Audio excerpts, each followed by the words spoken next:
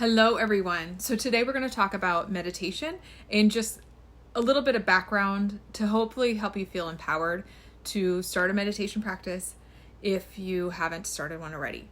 And I have to admit, it's interesting for me because of my interests. What I do, I am so surrounded by people who are doing meditation daily that it's so normalized in my world.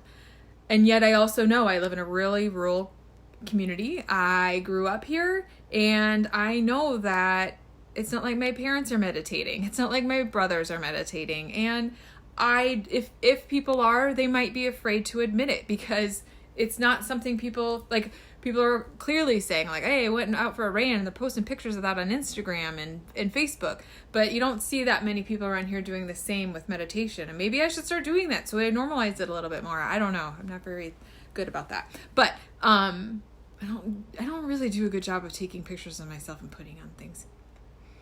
Anyway, so sidetrack, squirrel.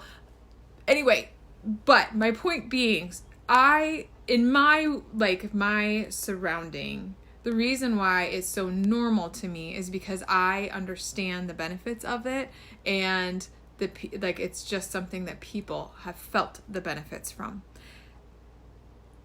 I think that if you look at most, it is becoming more normalized, some of you watching this are being like, why is she trying to normalize it? It's already normalized for me. Awesome. I'm so glad you're there. Some of you might relate.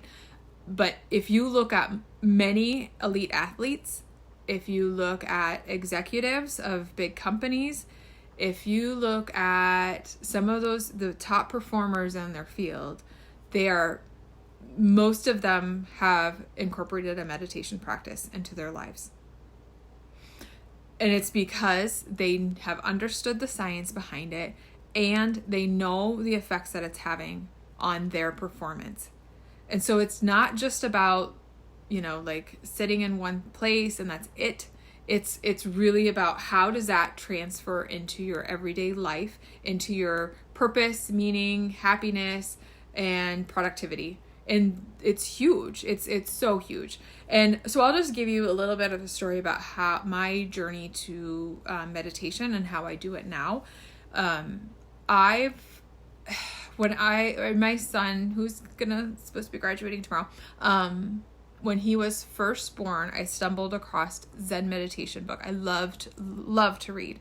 And so 18 years ago, I read this book. I had no idea what most of it was, but it was speaking to me. There was just words. It was even if I picked that book up now, I still have it. I'd be yeah, I still don't understand half of this because it was intense, but there was still something about it that I just really, really enjoyed. And so I then started exploring other books, and the internet, believe it or not, wasn't as filled of info as it was 18 years ago. And so I found myself books, and I stumbled upon Eckhart Tolle along the way and really enjoyed, and a lot of that just resonated with me. It made sense. It felt right. And so I started my meditation practice, and I did it consistently throughout from then here, but I never could quiet my monkey mind. So I would constantly try different things. It would be guided meditations. I did transcendental meditation. I've done Kundalini Kriya meditation with mantra, and just tried different things, and we'd give it some time, and I still was my monkey mind, it's just going a lot. I've always self-diagnosed with ADHD and attentive type, but anyway, so it's just harder for me, but I also I just kept coming back to it. And what I found to work for myself is doing the breath work, the vagal toning breath work that I have in another video. Once I discovered doing that and then adding meditation right after that, I let myself just sit in silence after. That was a game changer for me because I was able to use my breath, my prana, my life force energy to get my brain into a different brainwave state. And then it's just easier for me to now get to a place where my mind is not going a million miles a minute. So that's just my story. That's just what works for me. If you have tried meditation and you really have struggled with, and have a similar story where you try it and you're just like, oh, all I do is jump from thought to thought to thought. You might want to try the meditate or the breath work with it, because of the effects of the breath work with the meditation. So but that's just my story. There are so many people who have such different forms of meditation, and it is all good. It is 100% what works for you. You are all unique individuals. You have your own story, you have your own chemistry, you have your own stuff going on. And so some things are going to work better for some people than they will for other people. So when we're talking about meditation, it's not necessarily the absence of thought. So all those years, I kept coming back. It wasn't like, the way I can get into meditation is so much different now with the breath work, but the years where I was like, oh, my mind, I was still benefiting from it because I was regulating, I was observing, it was being more mindful and intentional about what was going on between my ears. And so that in and of itself is beautiful. It was serving its purpose. And so it's not just the absence, it's not about the absence of thought. It can be about regulating your thought or bringing awareness to it. You become the sky, the observer of the thoughts, so that you don't let the thoughts run your whole life. And it's practice living in the present. So mindfulness meditation, if it is awful for you to sit down and to do this, or like if Shavasana at the end of a yoga class is painful, that's that corpse pose that you stay for a few minutes, often said to be the hardest pose in the class because we're not used to just shutting down. I would start small, because that's also telling you something that your body might need it.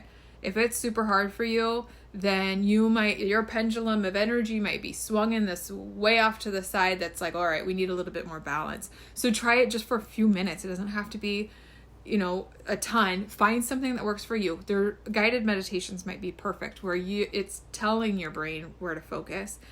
Focusing on your breath work might be really important. Or like looking at a candle and bringing your awareness back to this candle.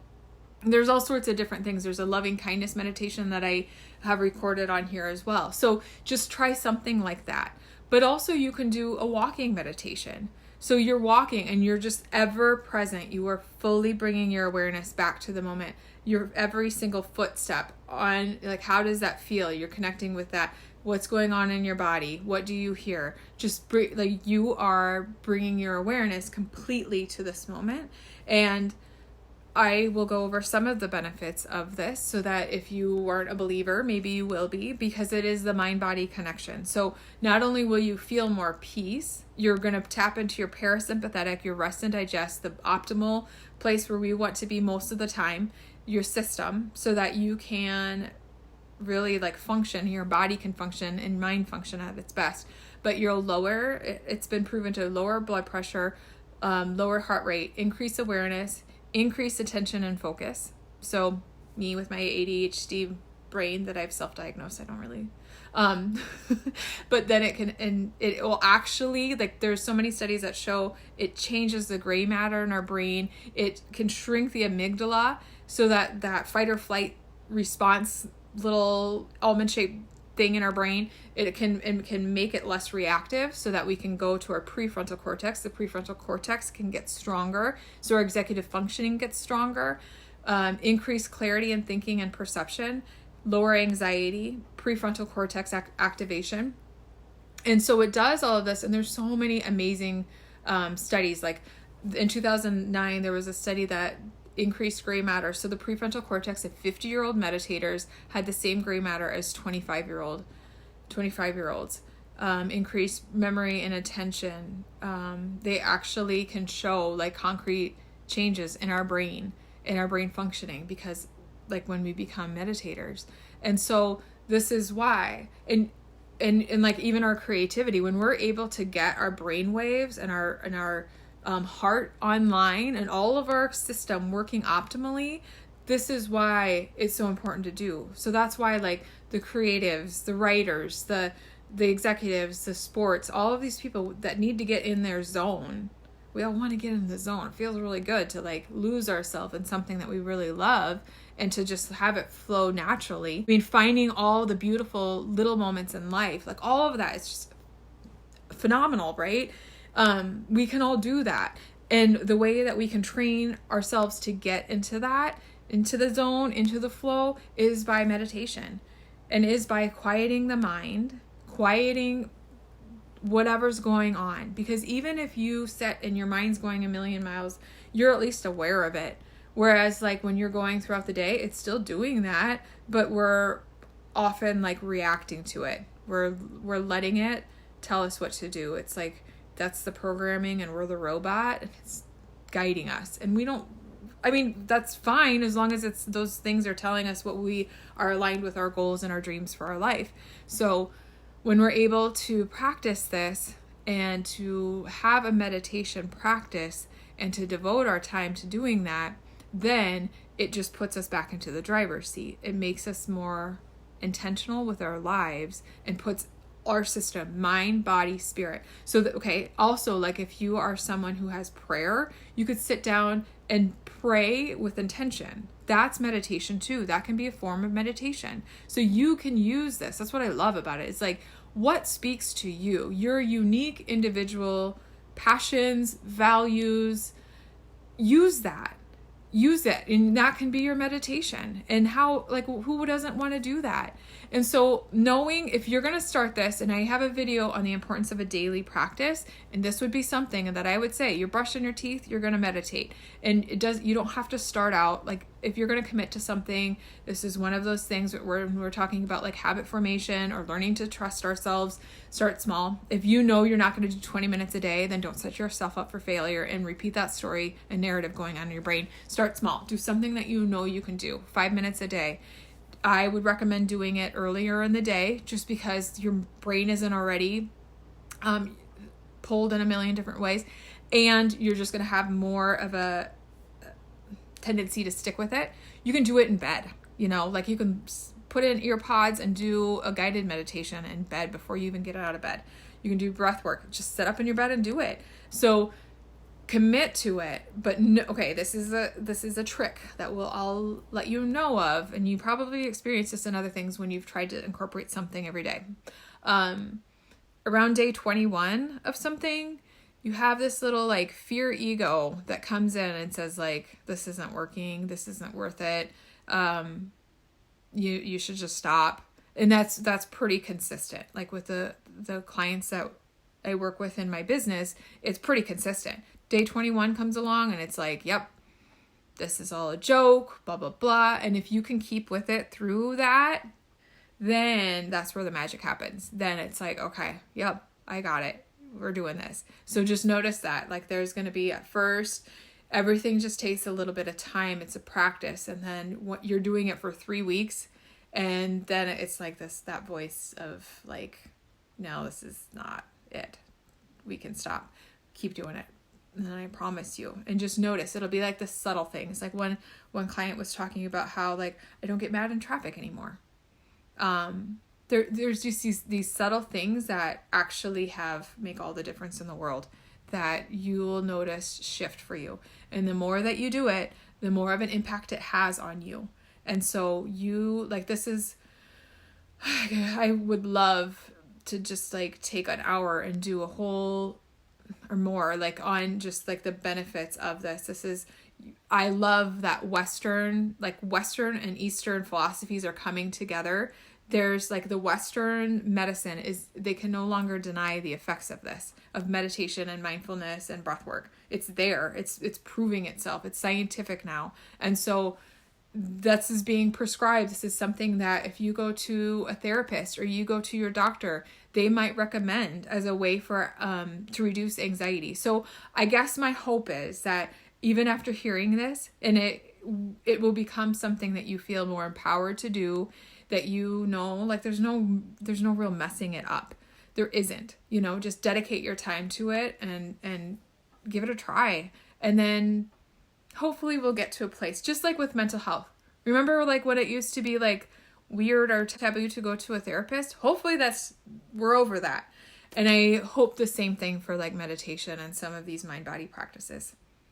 They're totally normal for me. That being said, I think a lot of people probably think I'm weird, but that's okay. That's not the best selling point to end this with, but we're going to keep it. All right. Have a wonderful day.